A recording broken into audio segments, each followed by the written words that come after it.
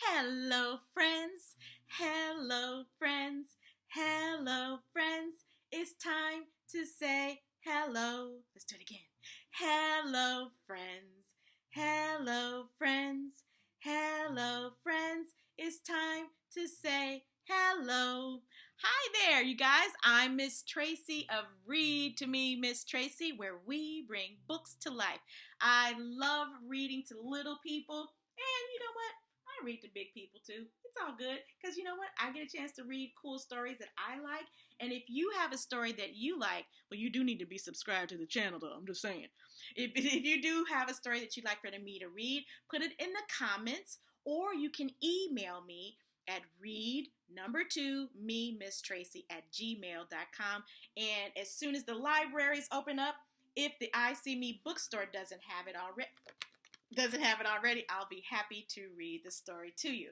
Now, speaking of reading stories, I've got a great one. This one is called Bippity Bop Barbershop. Love this story by Natasha Anastasia Tarpley. And it's illustrated by E.B. Lewis. Love this story. So maybe there's some little boys out there that have never had their first time getting their hair cut. My friend Carlton is a barber, so he could probably tell you, and he's a boy, so he could probably tell you about first time getting haircuts. Alrighty, cool beans. Keep up the good work, Carlton. We're rooting for you, buddy. Okay. Every Saturday morning, Daddy comes to wake me with our secret knock. Bippity bop beep bop, bippity bop bop. You up, little man? Daddy pokes his head into my room. I'm up, I say excitedly and jump out of bed. I can hardly wait. I'm going to get my first haircut at the barbershop today. Mama and my sister Kiana are still asleep. Daddy and I have the whole house all to ourselves. Quietly, Daddy and I dress in matching blue jeans and gym shoes, then head outside. We turn onto Main Street and stop at Jack's Sweet Shop. Daddy orders a gooey cinnamon roll and black coffee and a glazed donut and chocolate milk for me. Miles is getting his first haircut at the barbershop today, Daddy tells Mr. J. Is that so? Mr. J asks, leaning over the counter, and I nod yes. This calls for a celebration. I'll make your milk a double. Mr. J pours chocolate milk into a tall cup. He says as he hands it to me. Well, a double chocolate milk. That's awesome. We eat as we walk. Miss Tracy likes almond milk, by the way. We eat as we walk. Up ahead, I see the green and yellow awning and the white letters on the window that say, Seymour's Barbershop. Next to the door is a short white barber's pole. It has red stripes which curl and swirl it around it like strange fish swimming in a sea of white. And there's Mr. Seymour in the window with his wild gray hair dusting off his big shiny chair. There's Mr. Seymour, and there's the pole right there. Mr. Seymour has been Daddy's barber since Daddy was a kid, like me. Now he'll be my barber too. Inside, the shop is crowded. Daddy stops to whisper something to Mr. Seymour, and then we walk to the back of the shop to find a seat. Hey there, Charles. Hey there, little man. What's going on? People call out as we pass. First haircut? One of the men asks me. I nod yes. Nothing to it, he says. Just gotta be brave. All these people are telling me to be brave, but I don't know exactly what they mean. What does brave mean, Daddy? I ask. Well, it just means that you're not afraid, Daddy says. When we sit down, I practice being brave.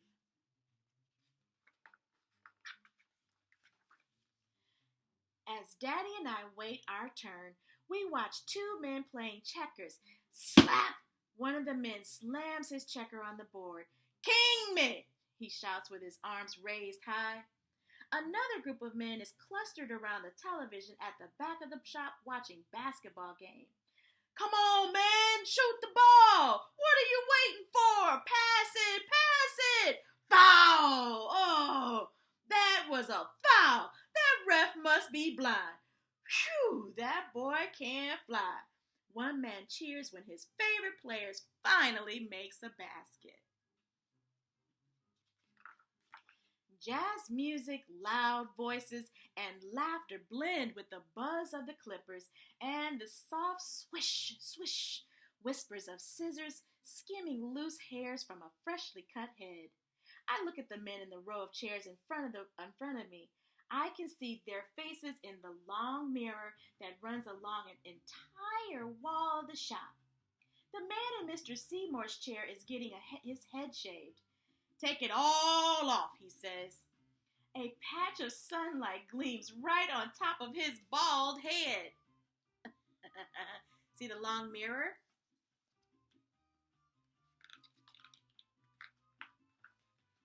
Another man has long, thick dreadlocks. Miss Tracy likes to just call them locks because I don't like to call them dreads. When he leans all the way back in the chair, his locks almost touch the floor. The next man is getting his hair cut low all around. The clippers go back and forth, dipping and gliding across his head, making smooth waves that ripple through his hair. In the last chair, there's a kid, a little older than me, getting his big curly afro trim, just a little off the sides, he says. But none of the styles I see look like me.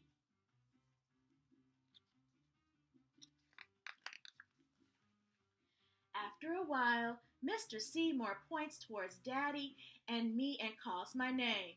Me? I look at Daddy and then at Mr. Seymour and then at Daddy again. You go first, Miles, he says, and pats me on the shoulder.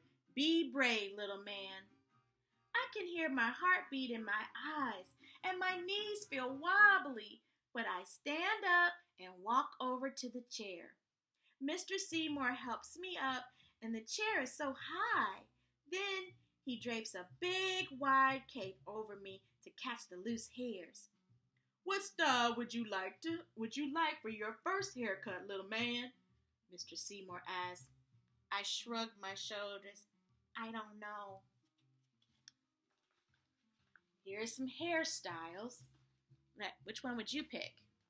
Mr. Seymour shows me a poster hanging on the wall with pictures of all kinds of different styles, but I still don't see any that look like me. I take one more look around the shop, and when I see Daddy, I know right away which style I want. Cut low on top and shade clean all around, just like his. I whisper to Mr. Seymour, and he goes to work. Mr. Seymour takes out his pick and he picks my hair until it's fluffy and stands up high. Then, with his scissor, he begins to cut my hair just like Mama used to do at home. But when he finishes with the pick and scissors, I hear him turn the clippers on. My heart starts beating fast again. Boom, boom, boom, boom, boom, boom, boom, boom, boom. Will the clippers hurt? What if Mr. Seymour accidentally cuts off my ear? Ooh, that's probably not going to happen.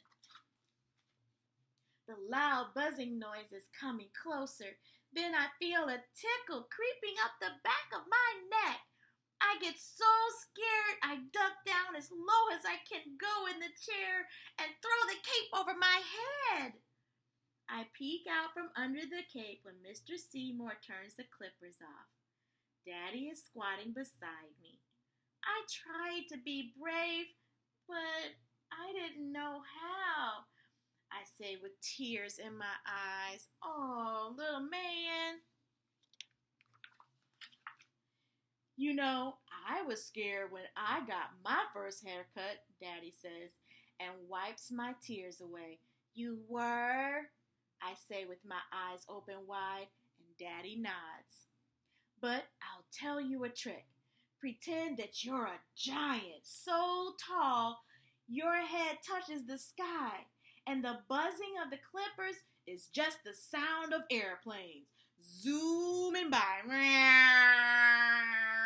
Or maybe you're a superhero saving the earth from a swarm of killer bees. Try it. I promise you won't be frightened anymore. So I close my eyes and I think about giants and my favorite superheroes, but I can't picture any of them getting a haircut. Then I remember watching Daddy get his haircut. The way he sits up tall and closes his eyes halfway, like he doesn't have a care in the world. I think about how brave Daddy is, and I get brave too. When Mr. Seymour turns the clippers back on, I imagine that I have Daddy's long legs and wide shoulders. I sit up straight like Daddy, though I still squeeze the arms of the chairs a little tightly. And when Mr. Seymour is through, there is a brand new me staring back from the mirror. Mr. Seymour rubs a dab of sweet-smelling blue aftershave on my face and at the back of my neck. It feels like a cool breeze. Then he dips a brush in powder and gently sweeps it over my head and neck. Daddy takes his seat in Mr. Seymour's chair, and when Mr. Seymour asks him how he wants his hair, Daddy says that he wants a haircut just like mine. Daddy wants to look like me. When Mr. Seymour is finished, Daddy and I smile at each other in the mirror. You sure we're not twins? Daddy asks, raising one eyebrow. On the way out, some of the other men look in the shop, hold their hands up to me for high fives. Looking sharp, man, they say. Guess I can't call you little man anymore. Miles, you're one of the big boys now, Mr. Seymour says and shakes my hand. See you next time.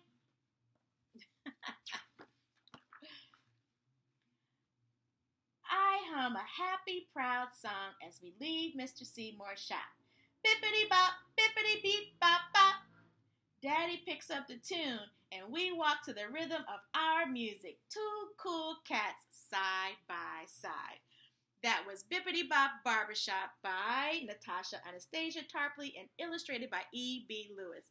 Got it from the I See Me bookstore. You can go to their website, order online where they will mail and deliver you the books at www.iseeme.com or give them a call at 314-349-1122. Give yourself a hug every day.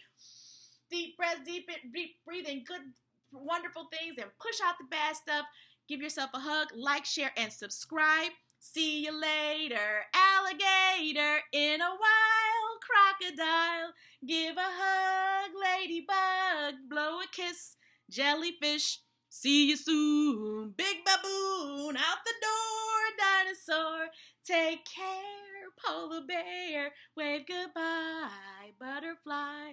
I'm Miss Tracy. Thank you so much for watching.